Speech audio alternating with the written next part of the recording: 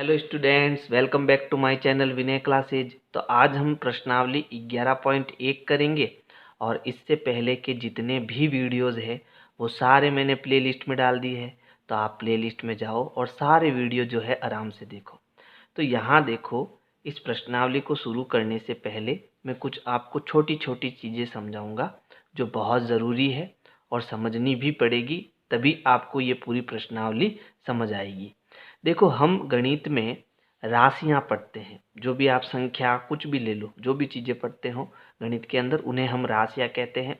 और वे राशियां आपके दो प्रकार की होती है, एक होती है चर और दूसरी होती है अचर। अब देखो, अचर किसे कहते हैं, ठीक है। तो आप जो भी संख्याएं लिखते हो, जैसे 1, 2, 5, 8.2 पॉइंट वाली संख्या, 3/4 बट्टे वाली संख्या, ये जो भी आप चीज़ें लिखते हो, रूट वाली भी लिखोगे, 8वीं कक्षा पढ़ोगे तब ये रूट वाली संख्या भी आएगी, है ना। इसको छोड़ देते हैं, चलो। तो ये जितनी भी आप संख्याएं पढ़ते हो इन्हें हम क्या कहते हैं, अचर कहते हैं। क्या कहते हैं, अचर कहते हैं। तो अब ये चर क्या होता है, तो जो चर होता है ना, इनका मान हमें पता नहीं होता है, ठीक है। और जिस चीज़ का मान हमें पता नहीं होता है उसको हम ऐसे लिखते हैं, X, Y, Z, T, P, Q. यानी अंग्रेजी वर्णमाला के छोटे अक्षरों से जब हम संख्याओं को लिखते हैं तो उन्हें हम क्या कहते हैं, चर राशियां कहते हैं। अब इसका मतलब क्या होता है, जैसे मैं एक उदाहरण लेता हूँ, आपके पास कुछ रुपए है ना। तो मैंने यहाँ क्या शब्द यूज किया, आपके पास कुछ रुपए हैं। अब पता नहीं है कितने रुपए हैं, लेकिन कुछ रुपए जरूर है। तो कुछ की जगह मैं ऐसे भी तो बोल सकता हूँ कि आपके पास x रुपए है, यानी आपके पास रुपए तो है लेकिन पता नहीं कितने रुपए हैं। तो इसका मतलब मैंने इसको कैसे लिखा कि आपके पास x रुपए हैं। तो जब इस प्रकार से हम संख्याओं को लिखते हैं ना, तो हम उन्हें क्या कहते हैं, चर राशियां कहते हैं। और जो स्पष्ट रूप से गणित में लिखी हुई होती है, नंबर में लिखी हुई होती है, उनको हम क्या कहते हैं, अचर कहते हैं। तो ये चीज़ समझ में आई, चर क्या होता है, अचर क्या होता है। अब चलो इस प्रश्न को करते हैं अपन। अब सब कुछ हमें धीरे धीरे समझ में आएगा, है ना। चलो, तो यहाँ प्रश्न है, तीलियों से प्रतिरूप बनाने के लिए आवश्यक तीलियों की संख्या के लिए नियम ज्ञात कीजिए। यानी कुछ आपके घर में माचिस है, माचिस के अंदर क्या है, तीलियाँ। उन तीलियों से यहाँ पर कुछ नंबर बनाए हुए हैं। अब इनका क्या करना है, देखो, इनका हमें नियम लिखने के लिए एक चर का प्रयोग कीजिए। आ गया ना चर, है ना। यानी चर हम किसे कहेंगे, जिसका मान निश्चित नहीं होता है, हमें पता नहीं है कि वो क्या है, ठीक है।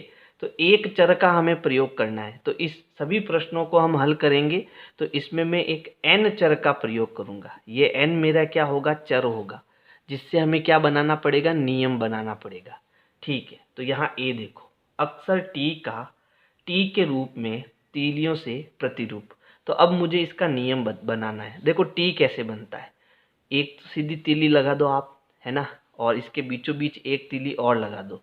तो यहाँ पर मैंने कितनी तीलियाँ ली, 2 तीलियाँ ली। अब मुझे इसका नियम बनाना है, ठीक है। तो नियम, मैंने कितनी तीलियाँ ली, 2। अब 2 के पीछे आप गुणे में यहाँ क्या लगा दो, n लगा दो। ये मैंने क्या लिया, अचर लिया, ये नंबर है, अचर हो गया। ये n मेरा क्या हो गया, चर हो गया। और मेरे पास क्योंकि यहाँ 2 तीली मैंने ली, तो मेरा नियम क्या बन गया, 2 गुणा n। देखो, यहाँ गुणे का निशान मैं नहीं लगाऊंगा, ठीक है, क्योंकि यहाँ हम जब अचर और चर को लिखते हैं तो हम गुणे का निशान नहीं लगाते हैं। तो आपको यहाँ ध्यान रखना पड़ेगा, यहाँ पर गुणे का निशान है ना, समझ गए। चलो अगला प्रश्न देखो, अक्सर जेड के रूप में तीलियों से प्रतिरूप। तो अब जेड बनाने के लिए मुझे कितनी तीलियाँ चाहिए, देखो, 1, फिर ये दूसरी तीली, फिर ये तीसरी तीली। तो क्या नियम बनेगा, हमारा नियम बनेगा कि हमने 3 तीलियाँ ली और इसके पीछे क्या लगा दो, n लगा दो। तो ये मेरा नियम बन गया 3 गुणा n या 3n, ऐसे भी मैं इसको पढ़ सकता हूँ। समझ में आ रहा है ना, वेरी गुड। अब तीसरा देखो, u बनाना है मुझे। u बनाने के लिए क्या करना पड़ेगा, एक तीली ऐसे लेनी पड़ेगी, दूसरी ऐसे और तीसरी ऐसे। यानी इसमें भी मैंने कितनी तीलियाँ ली, 3 तीलियाँ ली। तो मेरा नियम क्या बनेगा, 3 गुणा n। ठीक है, फिर देखो v अक्षर बनाने के लिए, तो v में मुझे 1 तीली और 2 तीली, 2 तीलियाँ चाहिए, तो मेरा नियम क्या बनेगा, 2 गुणा n, है ना। फिर अक्षर ई के रूप में तीलियों से प्रतिरूप बनाना है, तो ई बनाने के लिए देखो कितनी तीलियाँ चाहिए, एक तो सीधी, फिर एक ऐसे 2, फिर एक ऐसे 3 और ये 4। तो इसका नियम कैसे बनेगा कि मैंने कितनी तीलियाँ ली, 4, और इसका n से गुणा कर दो। फिर s बनाना है ना, s बनाना है। s कैसे बनेगा, एक तीली ऐसे, दूसरी ऐसे, तीसरी ऐसे, चौथी ऐसे और पांचवी ऐसे, यानी मुझे इसमें कितनी तीलियाँ चाहिए, 5 तीलियाँ चाहिए। तो क्या नियम बना, 5 गुणा n। फिर मुझे a बनाना है, तो a में देखो एक तीली ऐसे, दूसरी ऐसे और तीसरी ऐसे, तो क्या नियम बना, कितनी तीलियाँ ली मैंने यहाँ, 3, तो इसका गुणा किससे कर दो, n से, तो इसको मैं 3n लिख सकता हूँ। तो ऐसे आपको ये पहला प्रश्न करना है। लेकिन यहाँ जी में देखो कुछ ए आपका इस प्रकार से बनाया हुआ है, ये इस प्रकार से नहीं है, ये कुछ इस प्रकार से बनाया हुआ है, 1 2 3 4 5 और 6, इस प्रकार से आपका ए बनाया हुआ है। तो यहाँ मैं थोड़ा सा चेंज कर देता हूँ नियम कि इसमें देखो कैसे बनाए, 1 2 3 4 5 और 6, ये इस प्रकार से ए बनाया हुआ है। तो हमारा जो नियम बनेगा वो क्या बनेगा, 6 गुणा n, 6n बन जाएगा। ठीक है, तो इसको थोड़ा करेक्ट कर लेना आप। अब है प्रश्न 2। प्रश्न हमारा है, हम अक्सर एल सी और एफ के प्रतिरूपों के लिए नियमों को पहले से जानते हैं। पहले से कैसे जानते हैं, क्योंकि अभी हमने प्रश्न 1 किया था, तो हम नियम आराम से बना सकते हैं। कैसे बना सकते हैं कि अगर मुझे एल बनाना है, एल के लिए कोई नियम बनाना है, तो इसमें कितनी तीलियाँ है, एक तीली ऐसे, दूसरी ऐसे, तो हमारा नियम क्या बनेगा, नियम बनेगा 2 गुणा n, यही नियम बनेगा, है ना। सी के लिए देखो एक तीली ऐसे, एक ऐसे और दूसरी ऐसे, तो सी के लिए मुझे 3 तीलियाँ चाहिए, तो मेरा क्या नियम बना, 3 गुणा n। फिर एफ के लिए अगर मुझे बनाना है तो इसके लिए भी मुझे 3 तीलियाँ चाहिए, 1 2 और 3, तो क्या नियम बना, नियम मेरा 3 गुणा n, है ना। तो ये हम नियम बनाना तो जान चुके हैं। अब ये क्या कह रहा है, देखो ऊपर प्रश्न 1 में दिए कुछ अक्षरों से वही नियम प्राप्त होता है जो एल द्वारा प्राप्त हुआ था। तो अभी अब हमने ऊपर देखा, ऊपर हमने क्या देखा, एक तो टी अक्षर देखा, तो टी अक्षर में आपके नियम यही बन रहा है। उसके बाद वी अक्षर देखा था, तो वी में भी आपके यही नियम बन रहा है। तो ऐसा क्यों होता है, ऐसा इसलिए होता है क्योंकि इन सभी में, है ना, एल टी और वी में तीलियों की संख्या क्या है, तीलियों की संख्या 2 है ना, सभी में 2 है।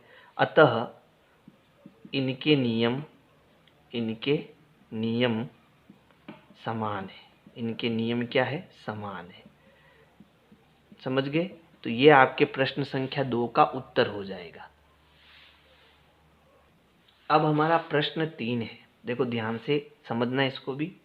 किसी परेड में कैडेट मार्च कर रहे हैं, यानी कि जैसे हम 26 जनवरी और 15 अगस्त में मार्च करते हैं ना, तो वैसे ही आप कैडेट यानी कि कोई भी लोगों की संख्या, या फौजी ले लो, फौजी को ले लो, वो आपके क्या कर रहे हैं, मार्च कर रहे हैं, है ना। अब एक पंक्ति में 5 कैडेट है, यानी ये इस प्रकार से है कि जैसे मान लो ये एक पंक्ति है, तो एक पंक्ति में कितने हैं, 5, तो इसके पीछे फिर ऐसे यूँ दिए हुए हैं बहुत सारे, लेकिन एक पंक्ति में कितने हैं, 5 जने हैं। समझ गए ना आप। तो इसमें ये जो पहली पंक्ति है वो कौन सी है, ये वाली। एक पंक्ति में कितने हैं, 5, ये एक पंक्ति में है। ठीक है, तो इसके लिए मुझे नियम बनाना है। क्या नियम बनेगा, देखो इसको मैं मिटा देता हूँ, प्रश्न आगे भी पढ़ लेते हैं, पूरा रीड कर लेते हैं प्रश्न को। यदि पंक्ति की संख्या ज्ञात हो, यानी पंक्तियों की संख्या हमें क्या है, ज्ञात हो, तो कैडेटों की संख्या प्राप्त करने के लिए क्या नियम है, और पंक्तियों की संख्या के लिए n का प्रयोग करें। ठीक है, हमें पंक्तियों की संख्या के लिए किसका प्रयोग करना है, n का, यानी कुल मिला के हमें नियम बनाना है। तो यहाँ पर एक पंक्ति में कितने जने हैं, 5 जने हैं, तो क्या हो जाएगा नियम 5 गुणा n। समझ गए, 5 गुणा n। अब अगर मुझे यहाँ पर पंक्तियों की संख्या ज्ञात करनी हो कि कुल कितनी पंक्तियां हैं, है ना, तो वो मैं आराम से ज्ञात कर सकता हूँ। n की जगह आप एक पंक्ति है तो 5 लोगों की संख्या आ जाएगी। ठीक है, अगर एक पंक्ति है n बराबर 1 2 3 ऐसे कुछ भी हो सकता है। अगर मैं n की जगह 1 रखूंगा तो 5 लोग आ जाएंगे। n की जगह 2 रखूंगा तो 5 का 2 से गुणा करने पर 10 लोग आ जाएंगे। n की जगह 3 रखूंगा तो 5 से गुणा करने पर 15 लोग आ जाएंगे। बात समझ में आ गई। तो नियम मुझे बनाना है, तो नियम क्या बनेगा, नियम हमारा बनेगा 5 गुणा n। बस इतना सा उत्तर है। अब प्रश्न 4 है, एक पेटी में 50 आम है। आप पेटियों की संख्या के पदों में आमों की कुल संख्या को किस प्रकार लिखेंगे। पेटियों की संख्या के लिए b का प्रयोग कीजिए। यानी हमें यहाँ पर भी नियम बनाना है कि एक पेटी में कितने आम हैं, 50 आम हैं। ठीक है, ऐसी बहुत सारी पेटियां हैं। अब आपको क्या करना है, कुल आमों की संख्या ज्ञात करनी है। तो इसके लिए हमें पहले नियम बनाना पड़ेगा। ठीक है, कि एक पेटी में कितने आम, 50 आम। दूसरी पेटी में भी कितने आम, 50 आम। तीसरी पेटी में भी कितने आम, 50 आम। तो कुल 3 पेटियों में कितने आम हुए, 150 आम हुए। बात समझ में आ गई। लेकिन अगर मुझे इसको नियम में लिखना है तो नियम क्या होगा कि आमों की कुल संख्या, आमों की मुझे कुल संख्या बतानी है और इसको मुझे नियम से लिखना है। तो आमों की कुल संख्या क्या हो जाएगी भाई, एक पेटी में 50 आम है, 50 आम है, तो 50 को आप किस से गुणा करा दो। यहाँ पर मुझे किस चर का प्रयोग करना है, b का। तो 50 को मैं किस से गुणा कराऊंगा, अब b से गुणा कराऊंगा। अब यहाँ हमारा जो b है, b जो है वो कुछ भी हो सकता है, 1 2 3 ऐसे कुछ भी हो सकता है। बात समझ में आई। b हमारा अगर 1 है यानी कि एक पेटी है तो 50 का 1 से गुणा तो आम, कुल आम कितने आ जाएंगे, 50 आ जाएंगे। अगर पेटियां 2 है तो 50 का 2 से गुणा हो जाएगा तो 50 दूनी 100, यानी कि कुल आमों की संख्या कितनी आ जाएगी, 100 आ जाएगी। लेकिन क्योंकि हमें इसको नियम रूप में लिखना है तो नियम क्या होगा, 50 गुणा b होगा। आमों की कुल संख्या क्या होगी, 50 इंटू b होगी। अब है प्रश्न 5। प्रश्न है, शिक्षक प्रत्येक विद्यार्थी को 5 पेंसिल देता है। कितना पेंसिल देता है, 5, यानी एक को जो है 5 पेंसिल देता है। विद्यार्थियों की संख्या ज्ञात होने पर क्या आप कुल वांछित पेंसिलों की संख्या बता सकते हैं। विद्यार्थियों की संख्या के लिए 5 का प्रयोग कीजिए। यहाँ 5 नहीं, यहाँ s है। क्या है, s का प्रयोग आपको करना है ना। तो अब हमें क्या करना है, हमें कुल पेंसिलों की संख्या बतानी। भाई एक छात्र को हमने कितने पेंसिल दी, 5 पेंसिलें दी, है ना। एक छात्र को कितने, 5 पेंसिल दी। तो 2 छात्र को कितना दी, 10 पेंसिल दी। 3 छात्र को 15 पेंसिल दी, है ना। तो अब मुझे क्या करना है, कुल पेंसिलों की संख्या बतानी है। विद्यार्थियों की संख्या ज्ञात होने पर क्या आप कुल वांछित पेंसिलों की संख्या बता सकते हैं, है ना। बिल्कुल बता सकते हैं, क्योंकि अब इसने ये नहीं कहा कि कितने विद्यार्थी है ना। तो हमें यहाँ पर s को क्या मानना पड़ेगा, कुल विद्यार्थी मानना पड़ेगा। किसको, s को, क्योंकि यहाँ पर ये कह रहा है विद्यार्थियों की संख्या के लिए s का प्रयोग किया गया है ना। तो कुल पेंसिलों की संख्या, कुल पेंसिलों की जो संख्या होगी वो क्या होगी कि भैया एक को कितनी पेंसिल दी, 5 पेंसिल दी। तो कितने विद्यार्थी है टोटल, s विद्यार्थी है। तो 5 गुणा s। समझ गए। यहाँ गुणे का निशान मैं नहीं लगा रहा हूँ, क्योंकि अब आपको ये चीज आदत में लानी पड़ेगी कि जब दो संख्याओं के बीच में कोई निशान ना हो तो वहां गुणे का निशान होता है। अगला प्रश्न देखो, प्रश्न 6। एक चिड़िया 1 मिनट में 1 किलोमीटर उड़ती है। क्या आप चिड़िया द्वारा तय की गई दूरी को मिनटों में उसके उड़ने के समय के पदों में व्यक्त कर सकते हैं। मिनटों में उड़ने के समय के लिए 1 का प्रयोग कीजिए। तो आपको बता देता हूं, यहाँ 1 नहीं है, यहाँ t है। हमें t का प्रयोग करना है, किसके लिए, मिनटों में उड़ने के समय के लिए टी का प्रयोग करना है ना। तो एक चिड़िया 1 मिनट में कितना किलोमीटर उड़ती है? 1 किलोमीटर उड़ती है। 1 मिनट में कितना किलोमीटर? 1 किलोमीटर उड़ती है। तो अब हमें यहाँ क्या करना है? मिनट उड़ने के समय के पदों में व्यक्त कर सकते हैं। तो चिड़िया ने कुल कितनी दूरी तय करी वो हमें बताना है, और इसके लिए हमें किसका प्रयोग करना है? टी का प्रयोग करना है ना। तो यहाँ लिखेंगे चिड़िया द्वारा तय की गई कुल दूरी। चिड़िया द्वारा तय की गई जो कुल दूरी है, कुल दूरी बराबर 1 गुणा टी। अच्छा, क्योंकि हम यहाँ दूरी ज्ञात कर रहे हैं और यहाँ टी यानी कि समय है। अब वो 1 मिनट उड़ रही है कि 2 मिनट उड़ रही है कि 3 मिनट उड़ रही है, वो हमें नहीं दिया हुआ है। लेकिन जितने मिनट भी उड़ रही है उसका हम 1 से गुणा करेंगे तो उतनी दूरी उसकी आ जाएगी। और ये दूरी किस में है? किलोमीटर में है। तो हम पीछे किलोमीटर लिख देते हैं। ये हमारा उत्तर हो जाएगा। प्रश्न 7 देखो क्या है। प्रश्न है, राधा बिंदुओं यानी डॉट्स से एक रंगोली बनाती है। यानी जैसे ऐसे डॉट बने हुए हैं ना, ऐसे डॉट बने हुए, तो इनको जोड़कर मैं क्या कर रहा हूँ? एक रंगोली बना रहा हूँ। तो ऐसे भी राधा क्या कर रही है? रंगोली बना रही है। खड़िया के पाउडर की सहायता से बिंदुओं को जोड़कर रेखाओं का एक सुंदर प्रतिरूप बनाना, जैसे आकृति 11.5 में है। यानी वो रंगोली किससे बना रही है? खड़िया से बना रही है। तो इसको छोड़ो, आगे पढ़ते हैं। उसके पास एक पंक्ति में 8 बिंदु है। अब यहाँ पर आप ध्यान रखना कि जैसे एक पंक्ति की बात करूँ तो उसमें एक पंक्ति में कितने बिंदु है? 8। 1 2 3 4 5 6 7 और 8, ऐसे 8 बिंदु है। फिर नीचे और पंक्तियाँ हैं बहुत सारी, उसमें भी 8 8 8 8 क्या है? बिंदु है ना। तो पंक्तियों की रंगोली में कितने बिंदु है? हमें बिंदुओं की संख्या ज्ञात करनी है। ठीक है, हमें कुल बिंदुओं की संख्या ज्ञात करनी है। लेकिन हमें ये पता नहीं है कि उसके पास पंक्तियां कितनी है। हमें ये पता नहीं है, एक पंक्ति में 8 बिंदु है लेकिन पंक्तियां कितनी है वो हमें पता नहीं है। तो जब कुछ पता नहीं होता है तो उसको हम चर मानते हैं, और चर को हम किसी जो आपके अंग्रेजी वर्णमाला है उसके छोटे अक्षर से लिखते हैं। तो यहाँ हमें मानना पड़ेगा पहले। तो हम यहाँ लिखते हैं माना पंक्तियों की संख्या। किसकी संख्या? पंक्तियों की, क्योंकि हमें पता नहीं कितनी पंक्तियां हैं। तो पंक्तियों की संख्या हम क्या मान लेते हैं? x मान लेते हैं। पंक्तियों को मैंने क्या मान लिया? x मान लिया। तो कुल बिंदु की संख्या, हमें अब बिंदु चाहिए तो कुल कितने बिंदु होंगे? तो कुल बिंदु की संख्या क्या हो जाएगी? भाई एक पंक्ति में कितने बिंदु है? 8 बिंदु है।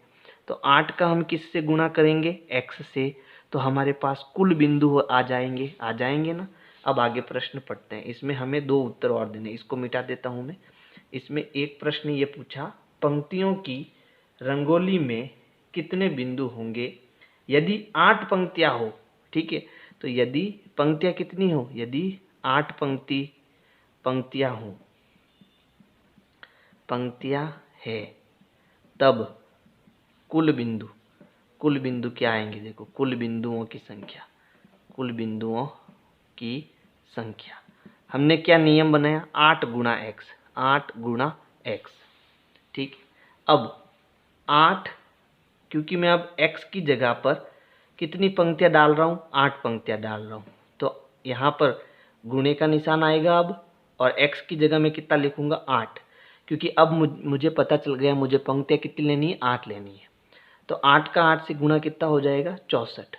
तो कुल बिंदुओं की संख्या क्या आएगी? 64 आएगी। समझ में आ गया? अब मैं इसी को दूसरा कर रहा हूं। दूसरा कैसे करना है देखो। दूसरा,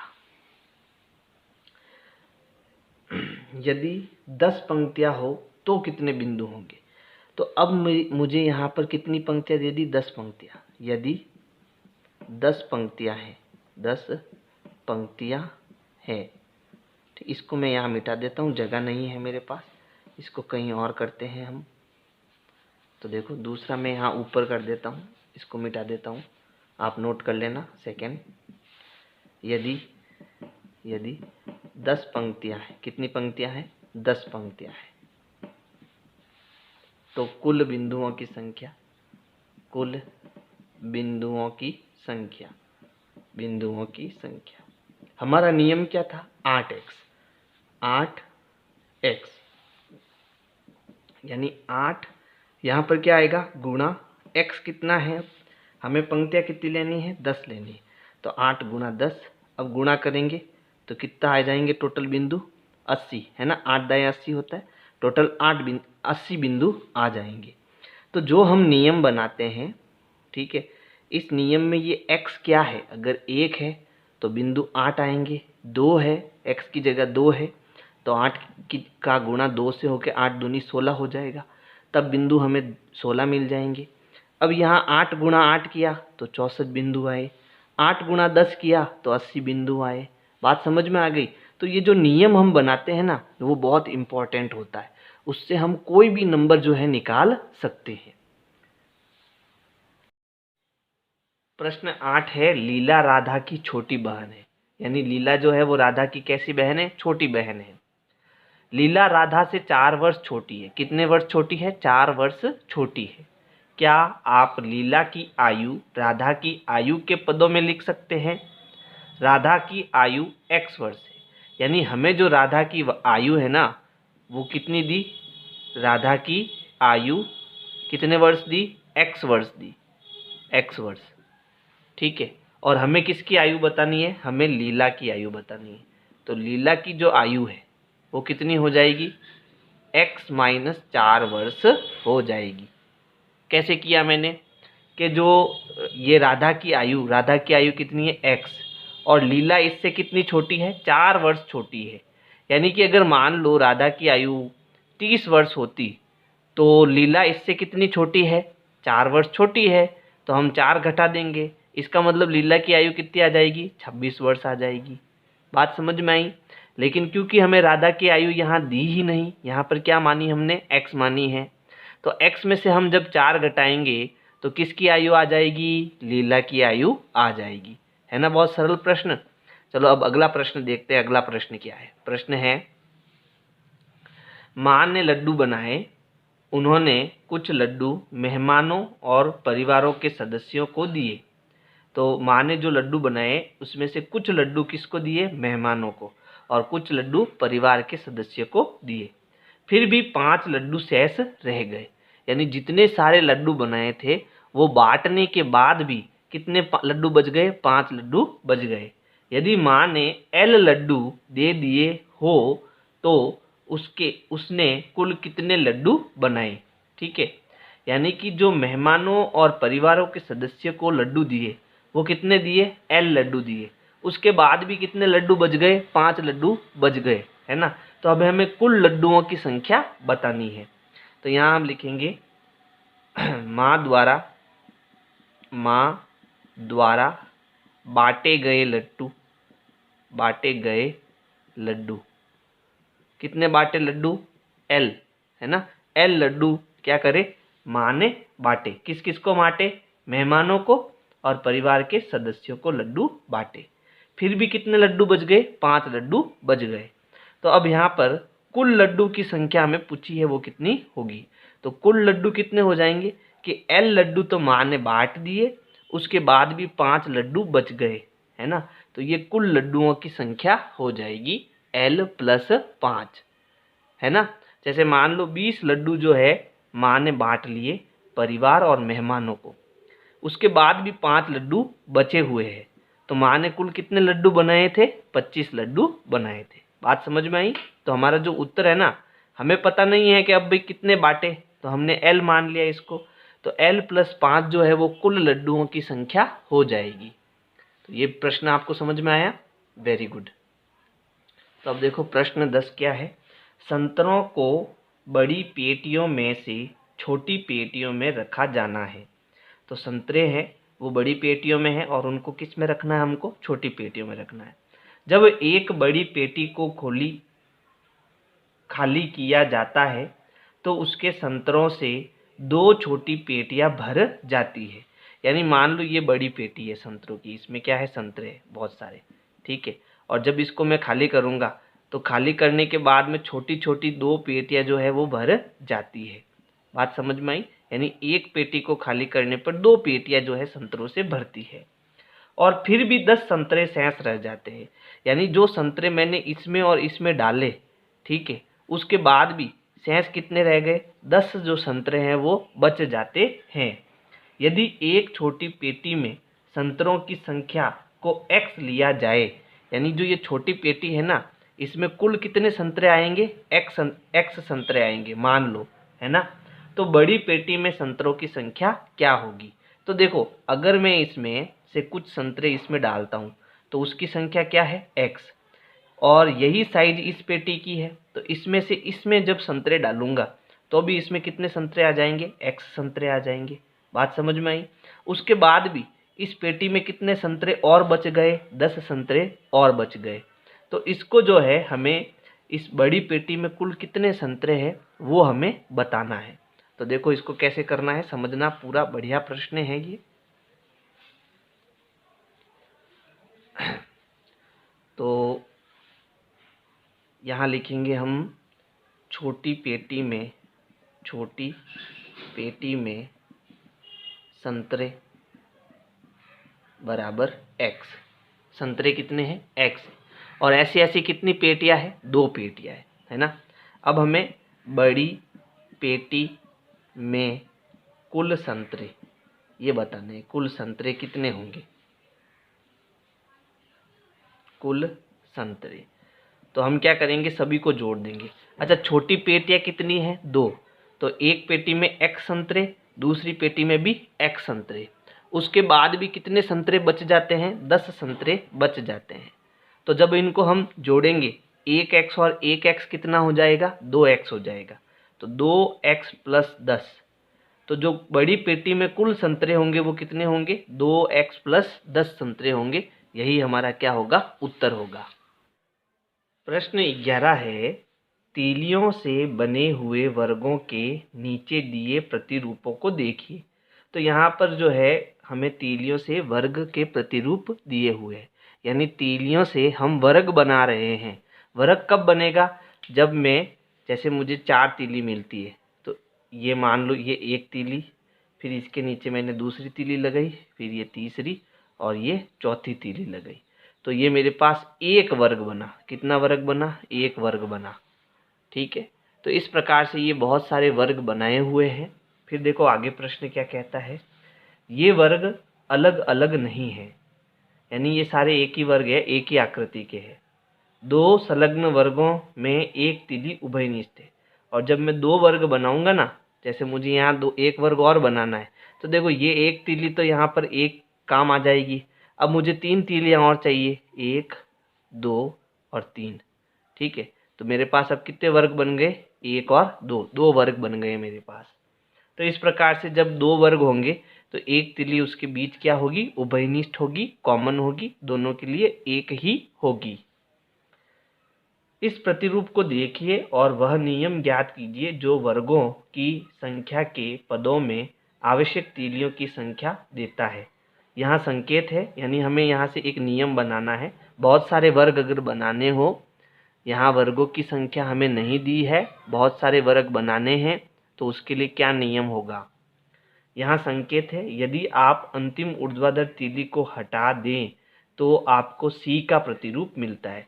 यानी अगर मान लो मैं यहाँ से ये जो लास्ट वाला वर्ग है, इसमें से ये वाला अगर मैं तीली निकाल देता हूँ तो अब मुझे यहाँ देखो C की आकृति मिलेगी, है ना, C की आकृति मिलेगी। अब यही हमारा संकेत है और इसी से हम उत्तर लेके आएंगे। संकेत से ही हम उत्तर ला सकते हैं। तो देखो इस प्रश्न को थोड़ा समझने की कोशिश करना, बहुत अच्छा प्रश्न है। यहाँ हमें नियम बनाना है वर्गों के लिए। किसके लिए? वर्गों के लिए। तो देखो अगर मैं A की बात करूँ यहाँ पर, तो A में कितने वर्ग है? तो वर्ग इसमें 1 है, लेकिन तीलियों की संख्या कितनी है? 1 2 3 और 4। और संकेत हमें क्या दिया? C। C कब बनेगा? C कब बनेगा? जब मेरे पास कितनी तीलियाँ हो? 3 तीलियाँ हो, है ना। तो तीलियों की संख्या कितनी है? देखो तीलियाँ, एक वर्ग बनाने के लिए कितनी तीलियाँ चाहिए? तो 3 तीली तो C बनाने के लिए चाहिए। और एक इसमें हम जैसे ही जोड़ेंगे तो एक वर्ग बन जाएगा, यानी 3 + 1 मैं इसको लिख सकता हूँ। अब मान लो मुझे वर्ग कितने हैं बी में, देखो बी अगर देखूं तो इसमें 2 वर्ग है। वर्ग कितने हैं? 2 है। और 2 वर्ग बनाने के लिए मुझे सी कितना बनाना पड़ेगा? देखो ये एक सी और ये दूसरा सी। बात समझ में आई? दोनों में कितनी तीलियां है? 3-3 तीलियां है। और इसके बीच में अगर मुझे एक तीली और लगानी है ना, देखो ये वाला पार्ट इससे जुड़ जाएगा, ये वाला पार्ट इससे जुड़ गया, ठीक है। अब कितनी तीलियां हो गई? 1 2 3 4 5 और 6, है ना। तीलियां कितनी हो गई? तीलियां हो गई 6 हो गई। अब जब मैं इसमें एक और जोड़ूंगा तो 2 वर्ग बनेंगे, यानी 6 + 1 करना पड़ेगा मुझे। बात समझ में आई? फिर देखो सी में वर्ग कितने हैं? 3 है। तो 3 के लिए मुझे कितनी तीलियां चाहिए? देखो ये 3 तीलियां, फिर 3 तीलियां ये हो गई, फिर उसके बाद ये 3 तीलियां हो गई। तो 1 2 और 3। अब मुझे वर्ग बनाना है तो एक तीली और जोड़नी पड़ेगी, है ना। तो 3 तीलियां बनाने के लिए मैंने कितनी 3 वर्ग बनाने के लिए कितनी तीलियां ली? 1 2 3 4 5 6 7 8 और 9, फिर एक और जोड़ दी। तो इसका मतलब इसमें तीलियां 9 थी, 9 तीलियां थी और मैंने एक और जोड़ दी, तो मुझे टोटल 3 वर्ग मिल गए, है ना। इसी प्रकार चौथे को देखते हैं, डी। वर्ग कितने हैं? तो इसमें वर्ग 1 2 3 और 4 है, 4 वर्ग है। तीलियां कितनी ली? तो देखो तीलियां लास्ट वाली आप हटा दो, इसको हटा दो, बाकी सब गिनो। 1 2 3 4 5 6 7 8 9 10 11 और 12, 12 तीलियां चाहिए और फिर लास्ट में एक जोड़ने के लिए और चाहिए, तो 12 + 1 तीलियां चाहिए। तो अब देखो यहाँ पर ये आगे डॉट डॉट है, इसका मतलब आगे बहुत सारे वर्ग बन रहे हैं। अब वर्ग कितने हैं वो हमें पता नहीं है। और यहाँ अगर मैं देखूँ तो देखो यहाँ 3 का पहाड़ा चल रहा है, 3 एकम 3 3 दूनी 6 3 त्रिया 9 3 चौक 12। तो 3 का पहाड़ा एक बार बोलता हूँ तो 1 वर्ग मिलता है। 3 का पहाड़ा 2 बार बोलता हूँ तो मुझे 2 वर्ग मिलता है। 3 का पहाड़ा 3 बार बोलता हूँ तो मुझे 3 वर्ग मिलता है। 3 का पहाड़ा 4 बार बोलता हूँ तो मुझे 4 वर्ग मिल रहा है। बात समझ में आई ना? अब अगर वर्ग x है, मान लो वर्ग हमारे पास कितने हैं? x है। अब मैं नियम बना रहा हूँ, वर्ग x है, तब तीलियां कितनी चाहिए? तब तीलियां कितनी चाहिए? तो यहाँ पर किसका पहाड़ा चल रहा है? x का पहाड़ा चल रहा है, 3 का पहाड़ा चल रहा है, ठीक है। देखो मैं इसको ऐसे भी लिख सकता हूँ ना, 3 × 1 + 1। और इसको मैं क्या लिख सकता हूँ? इसको मैं 6 लाना है तो 3 का पहाड़ा 2 बार बोलो फिर 1 जोड़ दो। 9 लाना है, 3 का पहाड़ा 3 बार बोलो और 1 जोड़ दो। 12 लाना है, 3 का पहाड़ा 4 बार बोलो और 1 जोड़ दो। अब मुझे x वर्ग लाने हैं, x वर्ग, तो 3 का पहाड़ा x बार बोलो और 1 जोड़ दो। ये हमारा क्या बन गया? नियम बन गया, है ना। अब देखो कभी भी जब बीजगणित होता है उसमें हम यहाँ बीच में इंटू नहीं लगाते, ठीक है। तो हम इसको ऐसे भी लिख सकते हैं, 3 × x + 1। यानी मुझे अगर x वर्ग बनाने हैं तो मुझे इसको 3 से गुणा करना पड़ेगा और उसमें 1 जोड़ना पड़ेगा, उतने वर्ग मुझे मिल जाएंगे। यही हमारा नियम बन जाएगा। तो ये हमारा क्या हो गया? नियम हो गया। बहुत अच्छा प्रश्न है। अगर समझ में नहीं आया तो एक बार वापस पीछे करो और वापस समझो। अब हम इसको देखते हैं, दूसरे प्रश्न को। प्रश्न क्या है देखो इसमें, ये इसका पहला हो गया 11वें का। अब दूसरा देखते हैं, आकृति 11.7। तो ये आपके 11.7 है। तीलियों में बना त्रिभुजों का एक प्रतिरूप दर्शाता है। इसमें क्या बने हुए हैं? सब में त्रिभुज बने हुए हैं। उपरोक्त प्रश्न 11.6 ए की तरह वह व्यापक नियम ज्ञात कीजिए जो त्रिभुजों की संख्या के पदों में आवश्यक तीलियों की संख्या देते हैं। तो जैसे हमने ये ऊपर वाला किया वैसे ही हमें ये नीचे वाला करना है। तो इसमें देखो, इसमें एक त्रिभुज के लिए कितनी तीलियां चाहिए? 3। लेकिन 2 त्रिभुज के लिए कितनी तीलियां चाहिए? तो देखो 1 2 3 4 और 5, यानी एक कम तीली चाहिए। बात समझ में आई? यानी देखो यहाँ पर मैं अगर 2 तीली लूँ और 1 तीली जोड़ दूँ तो एक त्रिभुज बनेगा, ठीक है। अब फिर मैं अगर 2 तीली लूँ, ये मैंने 2 तीली ले ली, समझ लो 1 और 2, फिर इसमें एक और जोड़ दूँ तो मुझे 2 त्रिभुज मिल जाएंगे। तो इसको मैं सीधा कर लेता हूँ कि मान लो मुझे एक्स त्रिभुज बनाने हैं। कितने त्रिभुज? एक्स त्रिभुज बनाने के लिए तीलियों की संख्या बराबर। देखो यहाँ पर त्रिभुज कब बनेगा? जब दो तीलियां हो और एक तीली में जोड़ दो तो एक त्रिभुज बनेगा। कितना त्रिभुज बनेगा? एक त्रिभुज। यानी कि दो तो मुझे परमानेंट चाहिए ही चाहिए, ठीक है। और उसके मैं कितना त्रिभुज बना रहा हूँ? एक त्रिभुज बना रहा हूँ। तो एक, दो का गुणा एक से, फिर कितना जोड़ दो? एक जोड़ दो। तो आपके पास कितनी तीलियां हो जाएगी? 2 एकम 2 प्लस 1 बराबर 3 तीलियां हो जाएगी। और 3 तीलियों से आप एक त्रिभुज बना सकते हो। लेकिन मान लो मुझे एक्स त्रिभुज बनाने हैं। कितने त्रिभुज बनाने हैं? एक्स त्रिभुज बनाने हैं। तो 2 का गुणा एक्स से करो और उसमें 1 जोड़ दो। उतने तीलियां आपको चाहिए होगी। एक्स त्रिभुज बनाने के लिए आपको इतनी तीलियां चाहिए। मान लो आपको 5 त्रिभुज, एक्स की जगह मान लो मुझे 5 त्रिभुज बनाने हैं। कितने त्रिभुज? 5 त्रिभुज बनाने हैं। तो इसके सूत्र में हम x की जगह कितना रखेंगे? 5 रखेंगे। तो अब तीलियों की संख्या क्या होगी? 2 गुणा एक्स। एक्स की जगह मैं कोष्टक बना रहा हूँ प्लस 1। एक्स में अब कितना ले रहा हूँ? त्रिभुज कितने ले रहा हूँ? 5 ले रहा हूँ। तो 5 का अब 2 से गुणा करो, 5 दूनी 10 प्लस 1, यानी कितनी तीलियां चाहिए? 11 तीलियां चाहिए। तो जो नियम होता है वो आपको बनाना आना चाहिए, है ना। तो ये, अगर आपको मेरी वीडियो पसंद आए तो लाइक करो, सब्सक्राइब करो, शेयर करो, कमेंट करो। Thank you. विनय क्लासेज की प्लेलिस्ट के लिए आपको यूट्यूब के सर्च में जाना है, ऊपर लिखना है विनय क्लासेज और सर्च करना है। इसमें आपको मेरा चैनल दिखाई देगा, चैनल में आपको जाना है। इसके बाद में यहाँ पर देखो होम वीडियोज़ और प्लेलिस्ट का ऑप्शन है। तो इस प्रकार से आप मेरी प्लेलिस्ट पा सकते हैं।